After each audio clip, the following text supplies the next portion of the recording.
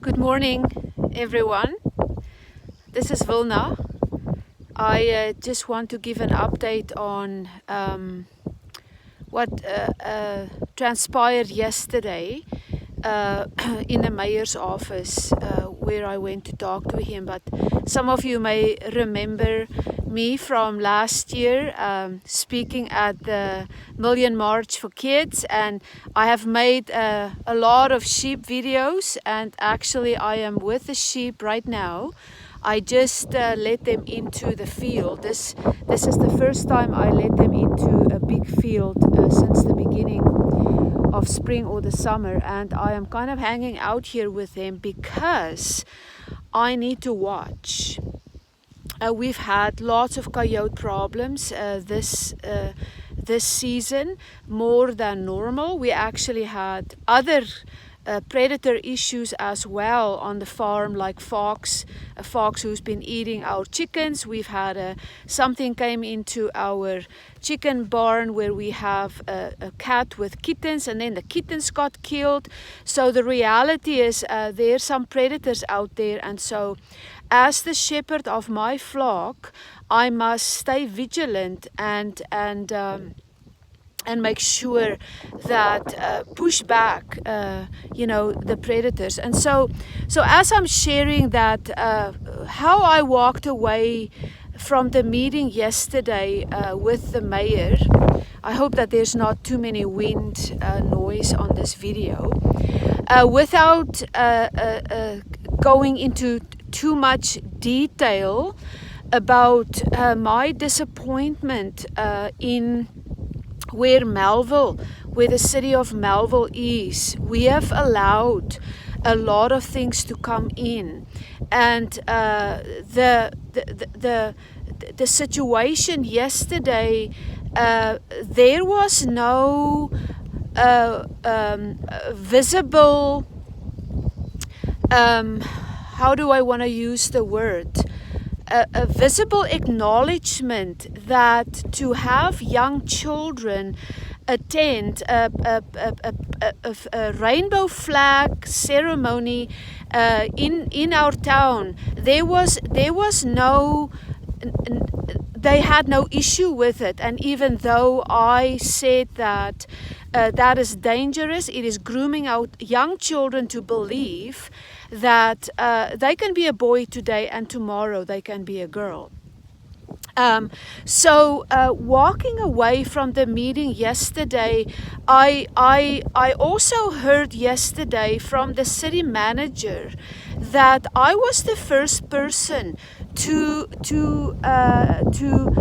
show up and show my disapproval of raising the rainbow flag and celebrating Pride Month, which actually is a lie. So this is why it's a lie. I personally sent emails prior to the Pride Parade to the city email, and I asked for them to get back to me because I wanted to discuss. I wanted to know what their plans were. They said yesterday they didn't get it. I have several other people who told me they also sent emails to the city email, and they didn't get emails back. Also, on their Facebook page, when they posted the Pride event, when they were raising the flag, I think it was June 10 or 11th, I can't remember the exact date, they said they turned down comments. I wanted to comment on that post and I wasn't able. So they lie if they say nobody has come forward who said, well, we're not okay with it. And so this is disappointing. But here's the reality is, yesterday even somebody during the Langenberg event said to me, we need those keyboard supporters to become people who show up. And that is also what I want to say today is it's time that we do show up. And yes, it's good to send emails, but if we don't get a response on our emails, well, let's make an appointment to go and talk. And so we are where we are because of our silence and our non-involvement. And this is how I left the meeting yesterday. I'll just kind of summarize it. As a Christian, I blew the trumpet yesterday in the office of the mayor. I have shared my story. I have shared that I don't hate LGBTQ. I as a former lesbian, I know the struggle, and that we need to walk with these people, these young kids or young adults who struggle with it. We should draw them in and walk this out with them, not hate them, not push them to the side. And this is the place that I'm coming from, but I have a huge problem how they groom our young children to believe that they can be a boy today and a girl tomorrow, and that gender is fluid and all those kind of things that is lies. So I blew the trumpet yesterday, and I also I said to them that they are compromising truth. And I did ask the mayor his status. I asked him, Mayor, I said, I don't know if you're a Christian, and of course I respect people's beliefs, what they believe in, but he said to me he's a Christian. And then I asked him, which church do you attend?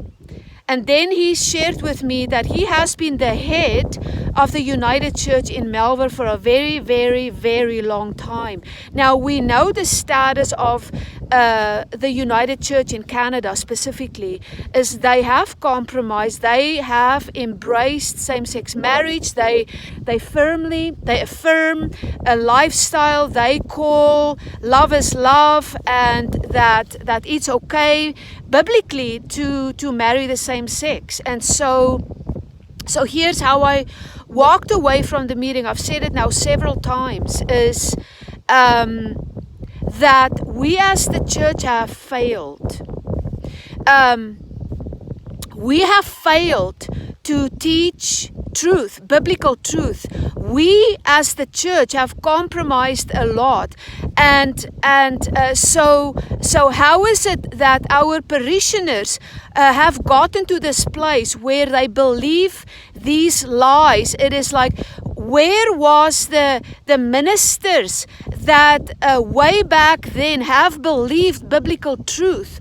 But this now has been so compromised. We have brought it into the church, and our nation will go where the church goes. So my heart is troubled again, and what we have allowed to come in. And I know many people will not like what I have to say, but I am not into this to be popular.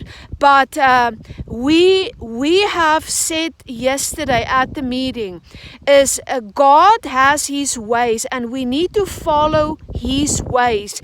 We cannot expect a town or a city or a nation to be blessed if we do not follow God's ways. So my request yesterday, and my prayerful request to the mayor and the staff that he had in his meeting, is I blew the trumpet. I warned them. I said they are heading in a wrong direction. They are compromising biblical truth. And I also used the scripture from the Bible that says that woe to those who cause a young person or a child to stumble. It is best for him to have a millstone hung around his neck and be thrown in the deepest of the ocean.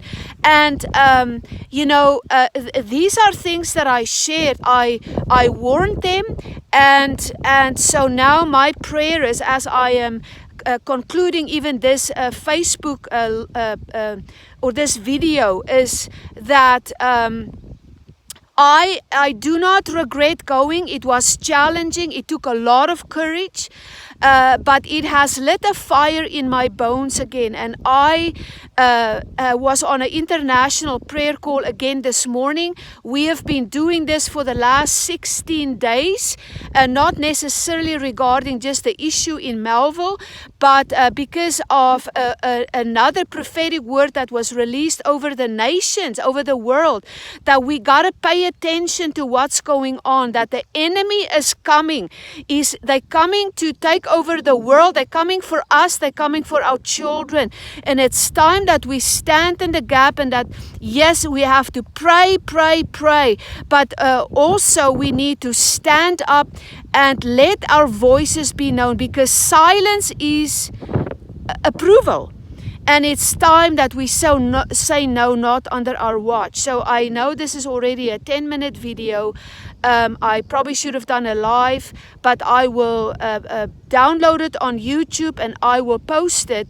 And so I wanted to come again as a shepherd. And I don't know, my sheep have left already while I was talking.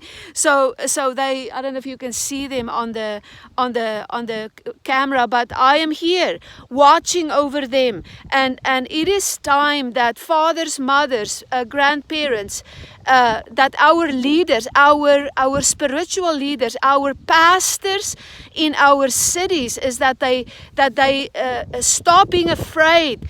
One of the things that was said many times yesterday was, well, we don't want to offend anybody.